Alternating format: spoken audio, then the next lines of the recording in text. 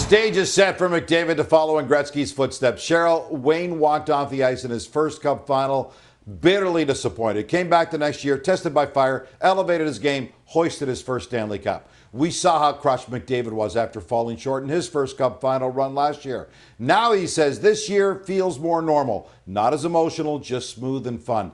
Do you see McDavid following in Gretzky's footsteps to clinch his first Cup this year? I really do, Gino, because there's a common denominator between the best in the game, and it's that intrinsic fabric to be the best and want that moment. When you look back a few years ago and you look in that Vegas second round, I remember Connor McDavid and Leon Draisaitl leaving the ice, and there was this look in their eye, and I remember turning to another analyst at that time, off the record, we weren't on, and I said, you watch what happens next year. Because when you talk about the best, they seize the moment. They look at pressure as a privilege and they learn from it. And they accept and they embrace it. And I feel like Connor McDavid last year, coming out and having 42 points, winning the Conn Smythe, bringing it to a Game 7. But guess what? Still didn't get his name etched in the Holy Grail. So now all of a sudden you watch him go about his business each and every day. I think there is a maturity. There's an understanding that, listen, last year it wasn't good enough. So now it is Cup or bust. But it's the emotion that we have to find how to work here, the consistency in it. But I'll tell you, last night in a clinching game, when your back's up against the wall, when Dallas is throwing absolutely everything at you to get between one, and all of a sudden it's Connor McDavid that drives. I remember saying, you know what? This is almost like you can feel an energy through your television, and it's McDavid go time. With Rupe Hintz on his tail, reading the pressure, no space at all, and then burying it in the net. I mean, you look at that and the timeliness of that, those are the greats that can make those plays in the great moment.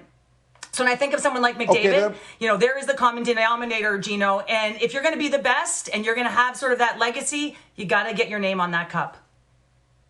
Okay, but what about the supporting cast, though? Corey Perry, the oldest player in the final by far, says, we're mature now, calm, making plays when things get hairy on the ice. Knobloch says they're older, seen a lot of hockey, and they now know what they need to get done. Cheryl, is this group better prepared to close the deal against the Panthers this year? It is, Gino. I mean, everyone's playing better.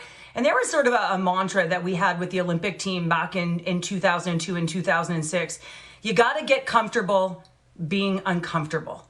And when I look at this group in particular, you can see it.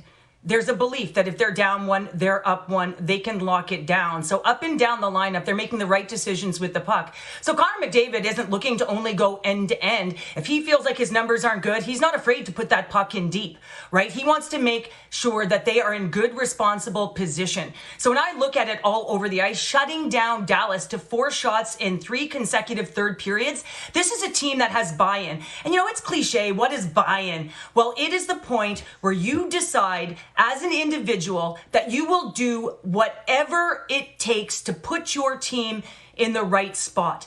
And that's exactly what's happened throughout this lineup. There's also trust now with Chris Knobloch. So now all of a sudden, whether it's line 1, line 4, you look at your defense pairings, he's willing to put anyone out there at a particular time. Even Connor McDavid's playing on the PK right now. But what that does, it also keeps the minutes reasonable for your top players. So when I look at this group collectively, there's a maturity, there's a responsibility to one another, because they're starting to recognize in order to win, it is a team game and they will need everyone on that bus, but the drivers will be their stars, and Connor McDavid and the likes of Leon Draisaitl, they know it. Last year, McDavid won the Conn Smythe and lost. It tells you just how critical he was, but it still wasn't enough. Now, every single forward on their playoff roster has scored a goal. 11 guys have got 3 or more goals, and their 2 goalies have split the 12 wins 6 apiece. Cheryl, how critical is the Oilers' depth in keeping the defending champion Panthers off balance? It's massive because they're going head-to-head with depth. aren't they? And you look at this Oilers lineup, and they also have got physical nature on every single line. And when you mention that depth and you think about, every single forward getting on the score sheet, you look at Corey Perry jumping into Hyman's spot on the power play in the last 2 games, getting a goal, including the opening goal in game number 5. I mean, this is massive. You look at Wallman on the back end, even Klingberg. I mean, everyone is playing to their potential right now, moving the puck. And against a heavy forecheck with the Florida Panthers, you're going to have to find a way to do that.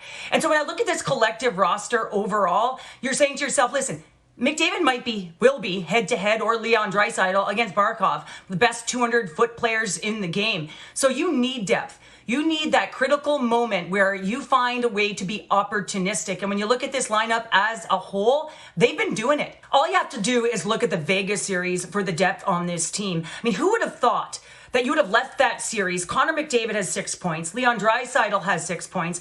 The power play is in a shambles, and you finish it off in 5 games. That's because the depth stood tall, and this is something that you have to have if you want to have a deep run and if you want a Stanley Cup. But I still think Connor McDavid, he's on a mission. He is a man on a mission. I believe this mission started when he was about 8 years old. And sometimes your drive and your passion is your crutch, but you gotta believe that there is one thing in mind for him, and right now it's cup or bust. Cheryl, you got me excited as well. It's going to be fun. Now, not to get too far ahead of ourselves, but when Gretzky and the Oilers learned what it took to win, they just kept on winning. But for now, it's all about the first one for McDavid and company.